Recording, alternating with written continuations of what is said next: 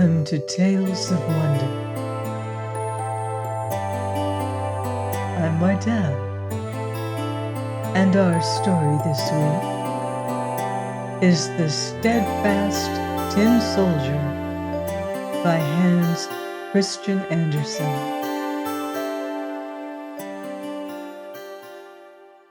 There were once upon a time 25 tin soldiers, all brothers, as they were made out of the same old tin spoon. Their uniform was red and blue, and they shouldered their guns and looked straight in front of them. The first words that they heard in this world, when the lid of the box in which they lay was taken off, were, "Hooray! Tin soldiers!" This was exclaimed by a little boy clapping his hands. They had been given to him because it was his birthday, and now he began setting them out on the table.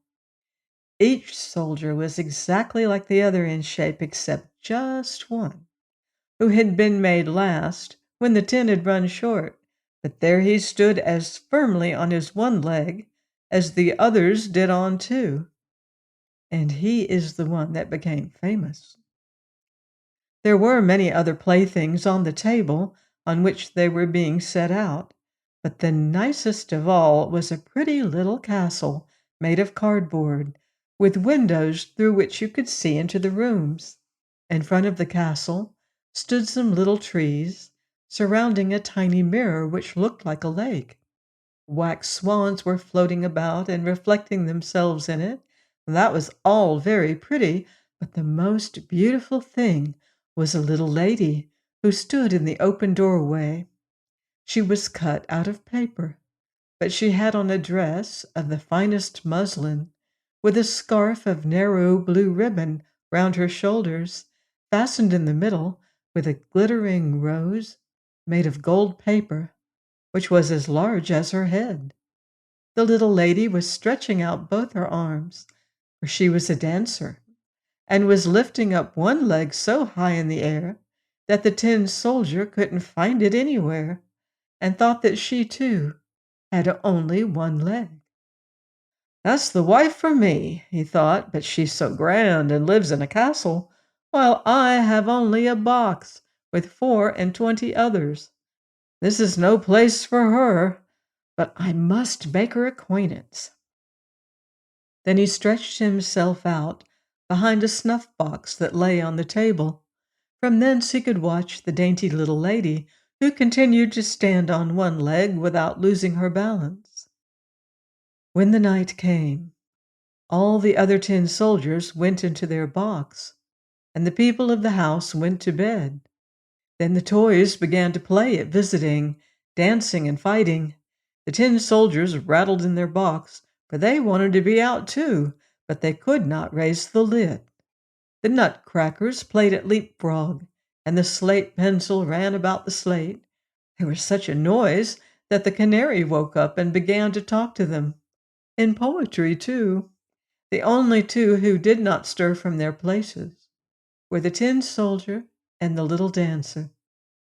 She remained on tiptoe with both arms outstretched, and he stood steadfastly on his one leg, never moving his eyes from her face. The clock struck 12, and crack! Off flew the lid of the snuff-box, but there was no snuff inside, only a little black imp. That was the beauty of it. "Hello, tin soldier," said the imp. "Don't look at things that aren't intended for the likes of you." But the tin soldier took no notice and seemed not to hear.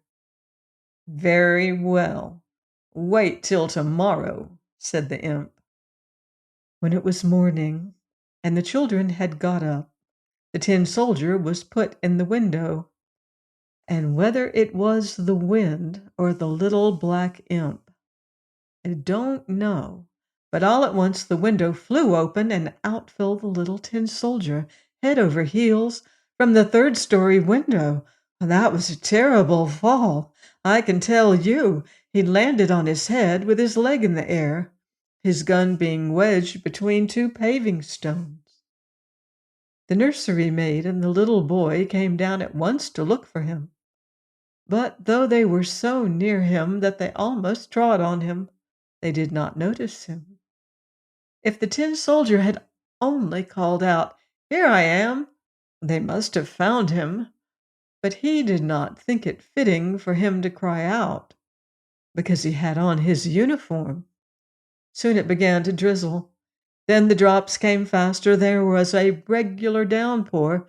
When it was over, two little street boys came along. "Just look!" cried one. "Here's a tin soldier. He shall sail up and down in a boat." So they made a little boat out of newspaper, put the tin soldier in it, and made him sail up and down the gutter. Both boys ran alongside beside him, clapping hands. What great waves there were in the gutter, and what a swift current! The paper boat tossed up and down, and in the middle of the stream it went so quick that the tin soldier trembled, but he remained steadfast, showed no emotion, looked straight in front of him, shouldering his gun. All at once the boat passed under a long tunnel that was as dark as his box had been. "Where can I be coming now?" he wondered. "Oh dear, this is the black imp's fault. Ah, if only the little lady were sitting beside me in the boat, it might be twice as dark for all I should care." Suddenly there came along a great water rat that lived in the tunnel. "Have you a passport?" asked the rat. "Out with your passport." But the tin soldier was silent and grasped his gun more firmly. The boat sped on, and the rat behind it. Ah, how he showed his teeth as he cried to the chips of wood and straw, "Hold him! Hold him! He has not paid the toll! He has not shown his passport!" But as the current became swifter and stronger, the tin soldier could already see daylight where the tunnel ended. But in his ears there sounded a roaring enough to frighten any brave man. Only think, at the end of the tunnel, the gutter discharged itself into a great canal that would be just as dangerous for him as it would be for us to go down a waterfall. Now he was so near to it that he could not hold on any longer. On went the boat, the poor tin soldier keeping himself as stiff as he could. No one should say of him afterwards that he had flinched. The boat whirled 3, 4 times around and became filled to the brim with water. It began to sink. The tin soldier was standing up to his neck in water. And deeper sank the boat, and softer grew the paper. Now the water was over his head. He was thinking of the pretty little dancer, whose face he should never see again. And there sounded in his ears over and over again, "Forward, forward, soldier bold, Death's before thee grim and cold." The paper came in two, and the soldier fell. But at that moment he was swallowed by a great fish. Oh, how dark it was inside, even darker than in the tunnel. And it really was very close quarters. But there the steadfast little tin soldier lay, full length, shouldering his gun. Up and down swam the fish. Then he made the most dreadful contortions and became suddenly quite still. Then it was as if a flash of lightning had passed through him. The daylight streamed in, and a voice exclaimed, "Why, here is the little tin soldier!" The fish had been caught, taken to market, sold, and brought into the kitchen, where the cook had cut it open with a great knife. She took up the soldier between her finger and thumb and carried him into the room where everyone wanted to see the hero who had been found inside a fish. But the tin soldier was not at all proud. They put him on the table and— No, but what strange things do happen in this world. The tin soldier was in the same room in which he had been before. He saw the same children and the same toys on the table, and there was the same grand castle with the pretty little dancer. She was still standing on one leg with the other high in the air. She too was steadfast. That touched the tin soldier. He was nearly going to shed 10 tears, but that would not have been fitting for a soldier. He looked at her, but she said nothing. All at once, one of the little boys took up the tin soldier and threw him into the stove, giving no reasons, but doubtless the little black imp in the snuff box was at the bottom of this too. There the tin soldier lay, and felt a heat that was truly terrible. But whether he was suffering from actual fire or from the ardor of his passion, he did not know. All his color had disappeared. Whether this had happened on his travels, or whether it was the result of trouble, who can say? He looked at the little lady. She looked at him, and he felt that he was melting. But he remained steadfast with his gun at his shoulder.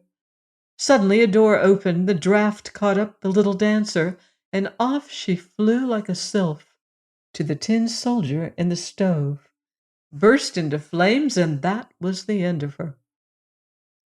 Then the tin soldier melted down into a little lump, and when next morning the maid was taking out the ashes, she found him in the shape of a heart. There was nothing left of the little dancer but her gilt rose, burnt as black as a cinder.